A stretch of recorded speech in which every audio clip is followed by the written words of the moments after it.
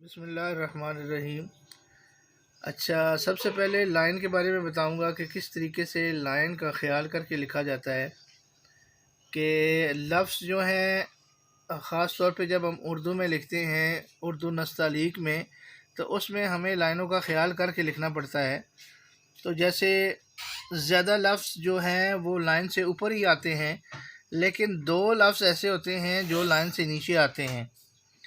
अलिफ से लेकर अगर हम बे, पे, ते, टे, से, यानी अगर लिखते हैं, ये बे हो गया,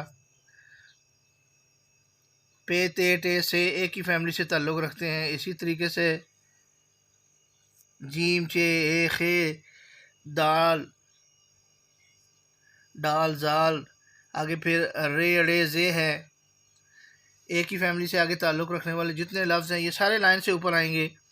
इसी तरीके से सीन है, ये भी लाइन के ऊपर आएगी।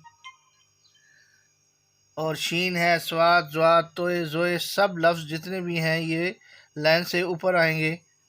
लेकिन अगर हम स्लाइड वाली रे लिखते हैं, ये वाली जो रे होती है, तो वो लाइन से नीचे आती है। या फिर जो लफ्ज़ है मीम, वो लाइन से थोड़ा सा नीचे आता है। वरना अगर देखा जाए तो जितने भी अल्फाज हैं अलिफ से लेकर ये तक सारे अल्फाज लाइन के ऊपर ही आएंगे। ये है रकबे का उसूल कि किस तरीके से आपने अल्फाज को सही मुनासिब जगह देनी है और उनको सही लाइनों के हिसाब से लिखना है। अब जैसे मैं लफ्ज़ लिखता हूँ सही, तो रकबे के उसूल को अगर नज़र रखा जाए तो यहाँ से मैं ऐसे ले जा के फिर ऊपर लेके जाऊँगा और फिर लाइन से नीचे मैंने नहीं आना। ये कोशिश करनी है कि लाइनों के ऊपर रहकर लफ्ज़ लिखा जाए। हम लफ्ज़ लिखते हैं सतह, तो क्या करते हैं, जब हम नीचे से ऐसे स्टार्ट करते हैं तो नीचे है लिखने की जगह ही नहीं रहती, तो हम उसको बिल्कुल पतला सा छोटा सा ये दबा देते हैं। जबकि ये मसला नहीं होता।